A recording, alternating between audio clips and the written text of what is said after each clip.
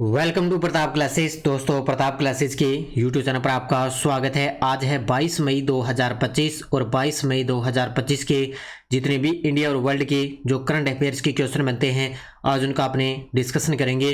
पूरा वीडियो ध्यान से देखना और लास्ट में आपसे क्वेश्चन पूछूंगा जिनके जवाब आपको कॉमेंट बॉक्स में देना होगा। आज अपने पढ़ेंगे माउंट एवरेस्ट को फतेह करने वाली CISF की पहली महिला सब इंस्पेक्टर, भारत का पूर्ण साक्षरता वाला पहला राज्य घोषित और भारत 6G 2025 तीसरा अंतर्राष्ट्रीय सम्मेलन एवं प्रदर्शनी का आयोजन किया गया। इनकी आज हम चर्चा करेंगे पूरे लेटेस्ट न्यूज़ के साथ में। डेली आपको सुबह मेरी 7 बजे ये करंट अफेयर्स की क्लास आपको मिलती है। तो सभी साथी एक बार कर दें सेशन को लाइक शेयर। सभी साथियों को गुड मॉर्निंग। सबसे पहले हम करेंगे कल के क्वेश्चनों को रिवाइज। कल हमने 21 मई को क्या पढ़ा वो देखिए। सेफ अंडर-19 चैंपियनशिप 2025 में भारत ने किस टीम को हराकर खिताब जीता? बांग्लादेश को हराया। कार्लोस अल्कराज ने किस खिलाड़ी को हराकर पहली बार इटालियन ओपन का खिताब जीता? ज़ेनिक सिनर को। भारतीय सेना ने किस राज्य में तीस्ता प्रहार अभ्यास आयोजित किया? पश्चिम बंगाल। गोल्डन ड्रैगन 2025 संयुक्त सैन्य अभ्यास किन दो देशों के बीच में आयोजित किया गया? चीन और कंबोडिया। भारत की रणनीतिक प्रतिरोधक क्षमता को मजबूत करने वाली दो प्रमुख स्वदेशी मिसाइलों में कौन कौन शामिल है? एक तो सूर्य और एक है अग्नि 5। ऑपरेशन ओलिविया किस उद्देश्य से भारतीय तटरक्षक बल द्वारा चलाया जाता है? तो ओलिव रिडले कछुओं की रक्षा के लिए। विकसित कृषि संकल्प अभियान की शुरुआत किस राज्य सरकार ने की? त्रिपुरा ने। राष्ट्रीय सुरक्षा और आतंकवाद विरोधी प्रयासों को मजबूत करने के उद्देश्य से उन्नत मल्टी एजेंसी सेंटर का उद्घाटन किसने और कब किया? तो अमित शाह जी ने 16 मई 2025 को। सूडान के नए प्रधानमंत्री के रूप में मई 2025 में किसे नियुक्त किया गया? कामिल अल ताहब इदरीस को। और किस ऐतिहासिक स्थल का संरक्षण कार्य भारतीय पुरातत्व सर्वेक्षण द्वारा दिल्ली के महरौली में सफलतापूर्वक पूरा किया गया? वो है राजौन की बावली। तो ये थे कल के क्वेश्चनों का रिवाइज हमने कर लिया। टेस्ट वगैरह आपको कंटिन्यू मिल ही चुका है। कल आपको टेस्ट वगैरह मिल गया, साथ में PDF भी आपको मिल चुकी है डेली क्लास के अंदर, डेली PDF। और ये वार्षिक करंट 2025 की, इसमें आप चाहे एक विद्यार्थी ध्यान रखना, अगर कोई साथी अगर टेस्ट सीरीज आप आज ले रहे हो चाहे आप 6 महीने बाद ले रहे हो, लेकिन करंट आपको इसके अंदर 31 दिसंबर 2025 तक ही मिलेगा। ऐसे थोड़ी भी एक साल की वैलिडिटी है तो 2026 का भी मिलेगा, नहीं, एक साल की वैलिडिटी है, यानी कि 2025 एक साल पूरा एक साल का करंट आपको मिलेगा। चाहे आप आज ले लो चाहे आप 2 महीने बाद ले लो, लेकिन करंट आपको 31 दिसंबर 2025 तक ही मिलेगा। ठीक है, इस बात का विशेष तौर से ध्यान रखना। फिर बाद में ऐसे कहते हो कि सर हमने ये टेस्ट सीरीज ले ली और इसमें एक साल की वैलिडिटी है, इसमें करंट ही नहीं आ रहा। ध्यान रखना इसमें, अभी बार बार मैं बता रहा हूँ। ठीक है, तो ये वार्षिक करंट 2025 की मात्र 50 रुपए के अंदर अपने प्रताप क्लासेज ऐप में टेस्ट सीरीज चल रही है, ये आप ले सकते हो। तो करते हैं स्टार्ट आज की क्लास, 22 मई 2025 की करंट अफेयर्स की क्लास। पहला क्वेश्चन आपके सामने बड़ा ही गजब का प्रश्न है। 19 मई 2025 को माउंट एवरेस्ट फतेह कर इतिहास रचने वाली CISF की पहली महिला सब इंस्पेक्टर कौन बनी है? ये देखो ताज़ा अपडेट के साथ, ये राजस्थान की रहने वाली है। सबसे पहले आपको पता होना चाहिए राजस्थान के सीकर जिले की रहने वाली, इनका नाम है आपके सामने Geeta Samota. Option number B, क्या नाम है इनका? गीता सामोता इनका नाम है। और ये 19 मई 2025 को माउंट एवरेस्ट फतेह कर इतिहास रचने वाली CISF की पहली महिला सब इंस्पेक्टर बन चुकी है। ये देखो आपके सामने तस्वीर में गीता सामोता।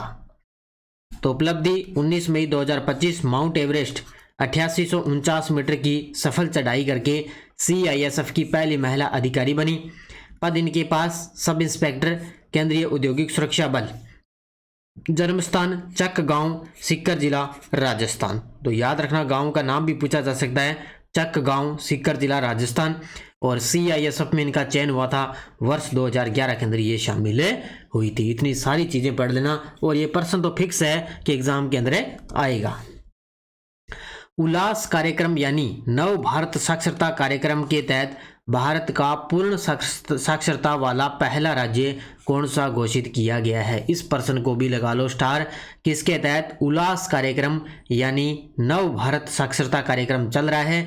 उसी के अकॉर्डिंग भारत का पूर्ण साक्षरता वाला पहला राज्य घोषित हो चुका है, जिसका नाम है मिजोरम। कौन सा हो चुका है? मिजोरम भारत का पूर्ण साक्षरता वाला पहला राज्य घोषित हो चुका है। देखो, मिजोरम के मुख्यमंत्री श्री लाल दुहोमा ने 20 मई 2025 को आधिकारिक तौर पर मिजोरम को पूर्ण साक्षर राज्य घोषित किया, जो राज्य की शैक्षिक यात्रा में एक ऐतिहासिक उपलब्धि है। तो मिजोरम के सीएम उन्होंने घोषित कर दिया। इसी उपलब्धि के साथ मिजोरम पूर्ण साक्षरता प्राप्त करने वाला भारत का पहला राज्य बन चुका है। मिजोरम 20 फरवरी 1987 को राज्य का दर्जा प्राप्त हुआ था। मिजोरम है उसको 20 फरवरी 1987 को राज्य का दर्जा प्राप्त हुआ। यह प्रदेश 21,081 वर्ग किलोमीटर भौगोलिक क्षेत्र में फैला हुआ है और 2011 की जनगणना के अनुसार इसकी साक्षरता 91.33% दर्ज की गई, जो भारत में दूसरे स्थान पर है। तो ये मिजोरम वर्तमान में देखें 2011 की जनगणना के अनुसार तो साक्षरता के अंदर भारत में दूसरे स्थान पर है। इससे पहले केंद्र शासित प्रदेश की श्रेणी में लद्दाख वर्ष 2024 में पूर्ण साक्षरता के लक्ष्य को हासिल कर चुके हैं। कि पिछली बार 2024 के अंदर बात करें तो लद्दाख पूर्ण साक्षरता को लक्ष्य को हासिल कर चुका है और अब 2025 के अंदर मिजोरम है वो पूर्ण साक्षर राज्य घोषित हो चुका है और ऐसा करने वाला भारत का पहला राज्य बन चुका है। तो इसको अच्छे तरीके से याद कर लेना। भारत की नवीकरणीय ऊर्जा महत्वाकांक्षाओं को गति देने के लिए रेन्यू पावर ने देश के सबसे बड़े एकल स्थल नवीकरणीय ऊर्जा परिसर की स्थापना की घोषणा की। ये किस स्थान पर की है? क्या बात है भी। तो ये की है आपके सामने बेथपल्ले Andhra Pradesh. Option number B कहां पर की है? बेथपल्ले आंध्र प्रदेश के अंदर भारत की नवीकरणीय ऊर्जा महत्वाकांक्षा को गति देने के लिए कंपनी है ये रेन्यू पावर। ये रेन्यू पावर एक कंपनी है। इसने देश के सबसे बड़े एकल स्थल नवीकरणीय ऊर्जा परिसर की स्थापना की घोषणा किस स्थान पर की? तो बेथपल्ले आंध्र प्रदेश के अंदर इसकी घोषणा की है। उत्तर क्या हो जाएगा इसका? Option number B. इसके अलावा मैंने एक दिन आपको एक चीज और बताई कि अमरावती आपको नाम याद होगा कि अमरावती के अंदर की विश्व का पहला पूर्णतः अक्षय ऊर्जा से संचालित ये शहर बनने वाला है। कि आंध्र प्रदेश की जो नियोजित राजधानी है ना अमरावती, वो पूरी तरह से नवीकरणीय ऊर्जा से संचालित होने वाला विश्व का पहला शहर भी बनाया जाएगा। तो कहाँ पर है? वो भी आंध्र प्रदेश में, और ये है बेथपल्ले आंध्र प्रदेश के अंदर। तो ये दोनों चीजें याद कर लेना। देखो, मुख्य तथ्य परियोजना का नाम भारत का सबसे बड़ा एकल स्थलीय नवीकरणीय ऊर्जा परिसर कंपनी है रेन्यू पावर। कहां पर है? बेथपल्ले गांव, अनंतपुरा जिला, आंध्र प्रदेश में। निवेश राशि 22,000 करोड़ रुपए। उद्देश्य भारत की नवीकरणीय ऊर्जा महत्वाकांक्षाओं को गति देना। और इसका उद्घाटन कब किया गया? 16 मई 2025 को इसका उद्घाटन हुआ था। ये पॉइंट टू पॉइंट है, सीधे सीधे याद कर लेना, एग्जाम के अंदर सीधे सीधे छपेंगी। भारत 6G 2025 तीसरा अंतर्राष्ट्रीय सम्मेलन एवं प्रदर्शनी कब और कहां आयोजित किया गया था? ये लीजिए भी, हम पहले क्या चलाते थे फोन के अंदर अपने 4G चलता था, उसके बाद में धीरे धीरे 5G का इस्तेमाल होने लगा और अब आगे अब टाइम आएगा 6G का। तो ऐसे ऐसे धीरे धीरे अपनी जो नेटवर्क है उसकी स्पीड चलती जाएगी। तो अब भारत 6G 2025 तीसरा अंतर्राष्ट्रीय सम्मेलन एवं प्रदर्शनी कहां आयोजित की गई थी? तो इसका उत्तर हो जाएगा 14 मई 2025 नई दिल्ली के अंदर। ऑप्शन नंबर बी कहां पर है? 14 मई 2025 ऑप्शन नंबर बी नई दिल्ली के अंदर। देखो, भारत 6G 2025 तीसरा अंतर्राष्ट्रीय सम्मेलन एवं प्रदर्शनी स्थान नई दिल्ली के अंदर। घोषणा करने वाले डॉक्टर चंद्रशेखर पेमासानी, जो केंद्रीय संचार और ग्रामीण विकास राज्य मंत्री हैं, ये डॉक्टर चंद्रशेखर पेमासानी। मुख्य घोषणा, भारत ने वैश्विक स्तर पर 6G तकनीकों के लिए पेटेंट दाखिल करने वाले शीर्ष 6 देशों के अंदर स्थान प्राप्त किया है। कि भारत ने वैश्विक स्तर पर 6G तकनीकों के लिए पेटेंट दाखिल करने वाले टॉप 6 देशों के अंदर अपना स्थान बनाया है। तो ये भी याद रखना भी, टॉप 6 देशों के अंदर अपना स्थान बना लिया। और 6G 2025 तीसरा अंतर्राष्ट्रीय सम्मेलन एवं प्रदर्शनी का आयोजन कहां पर हुआ? नई दिल्ली के अंदर। 13 मई 2025 को पश्चिमी क्षेत्रीय विद्युत सम्मेलन किस स्थान पर आयोजित किया गया था? 13 मई 2025 को पश्चिमी क्षेत्रीय विद्युत सम्मेलन किस स्थान पर आयोजित किया गया?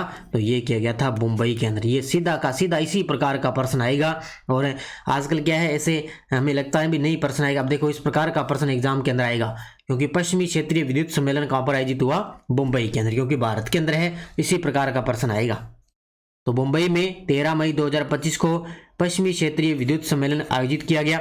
इसमें ऊर्जा मंत्री मनोहर लाल और महाराष्ट्र के सीएम देवेंद्र फडणवीस भी शामिल थे।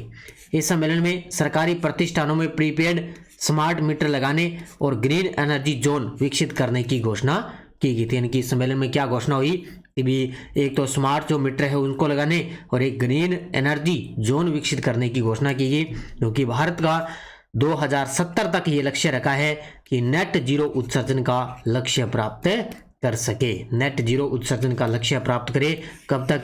सन 2070 तक। अगला देखो, डीआरडीओ की किस प्रयोगशाला ने समुद्री जल के विलवणीकरण के लिए उच्च दबाव वाली नैनोपोरस बहुस्तरीय पॉलीमेरिक झिल्ली को सफलतापूर्वक विकसित किया है? क्या बात है भी। डीआरडीओ जानते होंगे आप, परीक्षण कोई भी उड़ान परीक्षण वगैरह होती है तो डीआरडीओ के द्वारा होती है। किस प्रयोगशाला ने, डीआरडीओ की किस प्रयोगशाला ने समुद्री जल के विलवणीकरण के लिए उच्च दबाव वाली नैनोपोरस बहुस्तरीय पॉलीमेरिक झिल्ली को सफलतापूर्वक विकसित किया है? तो कौन सी है वो डीआरडीओ की? वो है DMSRD Kanpur. Option number C. कौन सी है? डीएमएसआरडी कानपुर, इसकी एक प्रयोगशाला है। उसने क्या है कि समुद्री जल है उसको मीठा बनाने के लिए इस तकनीक को अपनाया है। Option number C correct answer. तो डीआरडीओ ने समुद्री जल को मीठा बनाने के लिए स्वदेशी उच्च दाब नैनोपोरस मल्टीलेयर्ड पॉलीमर मेम्ब्रेन विकसित की है। यह नवाचार भारतीय तटरक्षक बल की परिचालन आवश्यकताओं को पूरा करता है। इसके साथ साथ में जो भारतीय तटरक्षक बल की परिचालन आवश्यकताएं हैं उनको ये पूरा करेगा। यह प्रणाली 8 महीनों के अंदर विकसित की थी। मात्र 8 महीनों के अंदर इस प्रणाली को अपनाया गया है। तो डीआरडीओ ने समुद्री जो जल है उसको मीठा करने के लिए इस तकनीक को अपनाया है। तो इसका नाम याद रखना, नैनोपोरस मल्टीलेयर्ड पॉलीमर मेम्ब्रेन, ये विकसित की है डीआरडीओ ने। साइबर अपराधों से मुकाबले के लिए गृह मंत्रालय द्वारा शुरू की गई नई पहल का क्या नाम है, जिसकी घोषणा 20 मई 2025 को की गई थी? ये देखो आपके सामने अपने गृह मंत्री अमित शाह जी, इन्होंने साइबर अपराधों से मुकाबलों के लिए एक नई पहल की शुरुआत की है जिसका नाम है E0FIRE। क्या है? Option number C. क्या है? E0FIRE। इस पहल की शुरुआत की गई। ये क्या काम करेगी? साइबर अपराधों के मुकाबले के लिए लड़ेगी। तो उत्तर क्या आ जाएगा? Option number C. तो योजना का नाम E0FIRE। घोषणा करने वाले केंद्रीय गृह मंत्री अमित शाह। उद्देश्य साइबर अपराधों के खिलाफ तुरंत और प्रभावी कार्रवाई सुनिश्चित करना। यानी कि जितने भी आजकल साइबर अपराध वगैरह सब कुछ चलते रहता है, किसी भी प्रकार का साइबर अटैक हो सकता है। तो कार्यान्वयन संस्था भारतीय साइबर अपराध समन्वय केंद्र, वो है कार्यान्वयन संस्था। और ये पायलट जो प्रोजेक्ट है फिलहाल दिल्ली के अंदर ही इसको लागू किया गया। यानी कि जो योजना है ना ये इस प्रकार की E0FIRE, ये फिलहाल दिल्ली के अंदर ही इसको लागू किया गया है। प्रमुख विशेषता, पीड़ित व्यक्ति किसी भी राज्य से ऑनलाइन FIR दर्ज कर सकता है, चाहे अपराध कहीं भी हुआ हो। यानी कि उसके साथ कहीं भी साइबर अटैक हो चुका हो, लेकिन वो पीड़ित है, वो व्यक्ति वो किसी भी राज्य से ऑनलाइन इस पोर्टल पर ऑनलाइन वो दर्ज कर सकता है। FIR है ऑनलाइन दर्ज कर सकता है। ठीक है, इसको याद रखना बढ़िया तरीके से। अंतर्राष्ट्रीय आलू केंद्र के अनुसार 2050 तक कौन सा देश दुनिया का सबसे बड़ा आलू उत्पादक देश बन सकता है? क्या बात है भी। अंतर्राष्ट्रीय आलू केंद्र CIP के अनुसार 2050 तक कौन सा देश दुनिया का सबसे बड़ा आलू उत्पादक देश बन सकता है? और वो बनेगा अपना देश भारत। वर्तमान में तो आलू उत्पादक देश है चीन। कौन सा है? चीन है। लेकिन यहाँ पे बात हो रही है 2050 तक, तो कौन बन सकता है? 2050 तक भारत है वो दुनिया का सबसे बड़ा आलू उत्पादक देश बन सकता है। तो ये आलू केंद्र के अनुसार रिपोर्ट आई है। देखो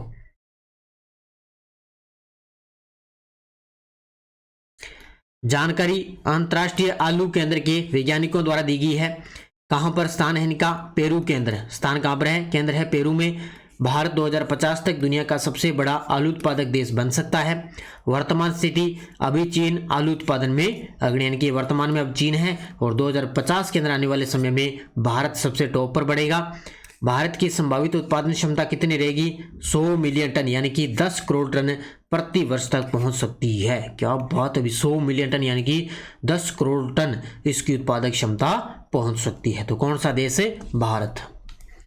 विश्व स्वास्थ्य संगठन WHO ने कब और कहां दुनिया की पहली वैश्विक महामारी संधि को अपनाया है? इस प्रकार के प्रश्न आपको एग्जाम के अंदर देखने को मिलेंगे, तो इसको अच्छे तरीके से याद कर लेना। तो विश्व स्वास्थ्य संगठन WHO ने कहां पर दुनिया की पहली वैश्विक महामारी संधि को अपनाया? तो ये 20 मई 2025 जिनेवा के अंदर। ऑप्शन नंबर बी कहां पर है? 20 मई 2025 जिनेवा में दुनिया की पहली वैश्विक महामारी संधि को अपनाया है। तो WHO ने 20 मई 2025 को जिनेवा में आयोजित अपनी वार्षिक वर्ल्ड हेल्थ असेंबली के दौरान दुनिया की पहली वैश्विक महामारी संधि को अपनाया। इस संधि के पक्ष में 124 देशों ने वोट दिया, यानी कि लगभग इसके साथ में शामिल थे। इस जो ये संधि है ना अपनाई थी, इसके अंदर लगभग देश शामिल थे। संयुक्त राज्य अमेरिका जो 2025 की शुरुआत में ही WHO से बाहर हो चुका है, ये पॉइंट नोट कर लेना। सीधा आ सकता है भी 2025 की शुरुआत में कौन सा देश WHO से बाहर हो चुका है? संयुक्त राज्य अमेरिका, क्योंकि संयुक्त राज्य अमेरिका इससे बाहर हो गया, वो अपने हिसाब से अपने कार्य करेगा। तो ये दुनिया की पहली वैश्विक महामारी संधि को बनाया किसने? WHO ने। तो कहां पर आयोजित हुई? Geneva, Switzerland. ऑपरेशन नादेर किस कारण से त्राल के नादेर क्षेत्र में शुरू किया गया था? अब आपको पता है भारत और पाक के बीच में तनाव चल रहा है, तो उसी को लेकर जो अपनी भारतीय सेना है, कोई भी वायुसेना है चाहे सेना है, तो वो अलग अलग छोटे छोटे ऑपरेशन चला रही है, अभियान चला रही है। तो ये एक जम्मू कश्मीर के अंदर एक स्थान है त्राल के नादेर क्षेत्र में ये शुरू किया गया था। इसका नाम है ऑपरेशन नादेर। तो किस कारण के लिए शुरू किया गया? तो ये आतंकियों की गतिविधियों की खुफिया जानकारी मिलने पर यह अभियान चलाया गया था। ऑप्शन नंबर बी, आतंकियों की गतिविधियों की खुफिया जानकारी मिलने पर यह अभियान चलाया गया था। इसका नाम है ऑपरेशन नादेर। इसके अलावा और कौन कौन सी हैं देखो। भारत की सुरक्षा एजेंसियों ने मई 2025 में जम्मू कश्मीर में कई महत्वपूर्ण आतंकवाद विरोधी अभियान चलाए हैं। तो ऑपरेशन नादेर उन्होंने कहां चलाया? तराल अवंतीपोरा, ये जम्मू कश्मीर के अंदर एक स्थान है, ये तराल अवंतीपोरा। तारीख 15 मई 2025 अभी भी जारी है, यह अभियान अभी भी चल रहा है। तराल के नादेर इलाके में खुफिया जानकारी मिलने पर संयुक्त अभियान शुरू किया गया था। खुफिया जानकारी मिलने पर संयुक्त अभियान। इसके अलावा उन्होंने चलाया सोफिया मुठभेड़ 13 मई 2025 को। इसके अलावा स्थान कहां पर है? केलर जंगल, सोफिया जिला के अंदर। और ऑपरेशन सिंदूर तो आप जानते हो, सीमा पार स्ट्राइक। उन्होंने 9 ठिकानों पर भारतीय सेना ने हमला किया था पाकिस्तान के, तो ऑपरेशन सिंदूर चलाया था। एक ऑपरेशन सिंदूर आ गया, एक सोफिया मुठभेड़ और एक है ऑपरेशन नादेर। इनको तीनों को अच्छे तरीके से याद कर लेना, ध्यान में रखना, थोड़ा सा गजब तरीके का प्रश्न बन सकता है। भारत के परमाणु ऊर्जा विकास में महत्वपूर्ण योगदान देने वाले और परमाणु ऊर्जा आयोग के पूर्व अध्यक्ष जिनका 20 मई 2025 को निधन हुआ है, वे कौन थे? ये देखो आपके सामने तस्वीर में परमाणु ऊर्जा विकास में महत्वपूर्ण योगदान देने वाले और परमाणु ऊर्जा आयोग के पूर्व अध्यक्ष भी रह चुके हैं। इनका नाम है डॉक्टर MR श्रीनिवासन। क्या नाम है? Option number C, doctor MR Srinivasan इनका नाम है। ये परमाणु ऊर्जा आयोग के पूर्व अध्यक्ष भी थे और हाल ही में इनका निधन हो चुका। उत्तर ऑप्शन नंबर सी।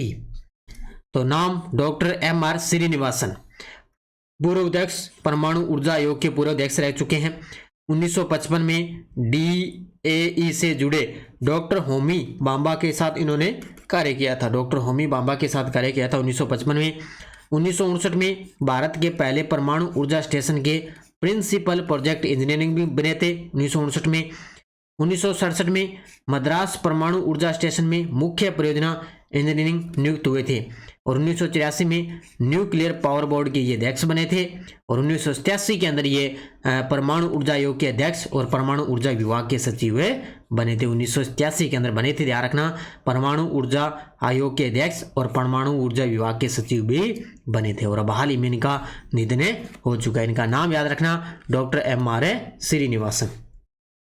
हाल में अमेजन वर्षावन में खोजी गई एनाकोंडा की नई प्रजाति का नाम क्या है? ये देखो आपके सामने तस्वीर के अंदर एक सांप है और दुनिया का सबसे बड़ा सांप अमेजोन के अंदर इसकी खोज की गई है। कभी आप इसमें जो है इमेज पिक्चर के अंदर आप देखकर, इन फोटो को देखकर आप घबराना नहीं है। ये देखो आपके सामने तस्वीर के अंदर आपको मैं दिखा रहा हूँ। तो अमेजोन वर्षा में एक सांप की नई प्रजाति की खोज हुई है। एनाकोंडा की नई प्रजाति है, इनका नाम है, ध्यान रखना, northern green anaconda. Option number C, क्या नाम है?